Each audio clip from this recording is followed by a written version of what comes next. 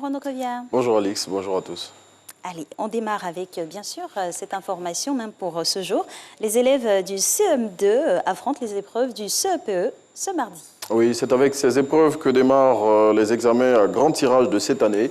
Ils sont 562 519 élèves à composer dans les différents centres d'examen répartis sur l'ensemble du territoire national. Et comme l'a indiqué récemment la ministre Mariatou Koné, l'accent sera mis sur la surveillance et la lutte contre la fraude.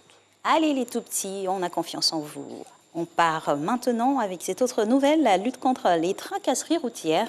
Le commissaire du gouvernement descend incognito sur le terrain. Et oui, c'est dans la peau d'un passager lambda qu'Ange Kessi Kwame a fait le trajet à Abidjan d'Anané. Cette manœuvre, selon le commissaire du gouvernement, avait pour but de constater par lui-même les tracasseries routières orchestrées par certains agents indélicats des forces de l'ordre. Et selon le Patriote, au cours de ce périple, le commissaire du gouvernement a pu se rendre compte des difficultés auxquelles sont confrontés les voyageurs en raison du racket sur nos routes. Quelle belle idée! La Côte d'Ivoire va renforcer la sécurité à ses frontières. Oui, et pour y arriver, le ministre de la Sécurité, selon Soir Info, a installé récemment les membres de la commission en charge de l'élaboration de la politique nationale de gestion intégrée des frontières de la Côte d'Ivoire, en abrégé PNGIF Côte d'Ivoire. L'objectif de cette structure est de doter notre pays d'un outil de cadrage et de pilotage en matière de gestion des frontières en vue de faire de l'espace frontalier ivoirien une zone de sécurité, de paix et de développement socio-économique. Et une autre lutte après celle contre les tracasseries routières, c'est la lutte contre le diabète en Côte d'Ivoire. Le gouvernement signe un partenariat avec un laboratoire danois. Oui, et l'objectif de ce partenariat est de permettre aux personnes vivant avec le diabète de disposer plus facilement d'insuline à faible coût.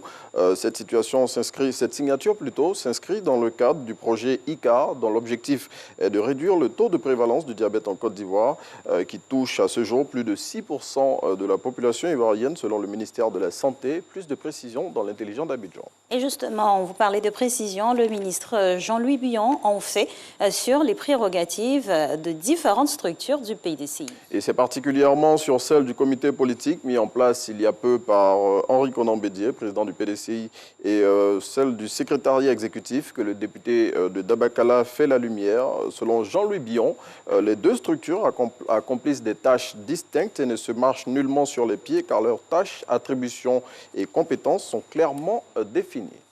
On part à Yamoussoukro, cette autre capitale de notre pays, où un jeune homme a organisé son propre enlèvement. Oui, le jeune en question, qui est âgé de 20 ans, en complicité avec ses compères, a agi ainsi afin d'exiger une rançon de 5 millions de francs CFA à son père pour sa libération.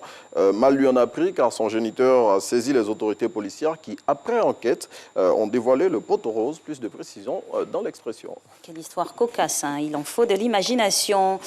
Vous nous proposez un chiffre pour cette revue de presse aujourd'hui. Oui, 50 milliards, c'est le montant en francs CFA de ce que perd l'industrie pharmaceutique ivoirienne en raison des faux médicaments qui sont vendus un peu partout sur l'ensemble du territoire ivoirien. Et la perte de cette manne financière qui équivaut à un quart des revenus de ce secteur cause un gros préjudice aux pharmaciens ivoiriens et à l'État de Côte d'Ivoire, selon l'expression.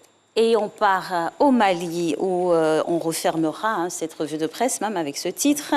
Le colonel Assimi Goïta a été officiellement investi président de la transition. Oui, c'est au Centre international de conférence de Bamako, devant 11 membres de la Cour suprême malienne, que le colonel Goïta a prêté serment pour prendre les rênes de la transition malienne. Et à cette occasion, il a promis de respecter les engagements internationaux du Mali, dont l'organisation d'élections générales aux échéances prévues.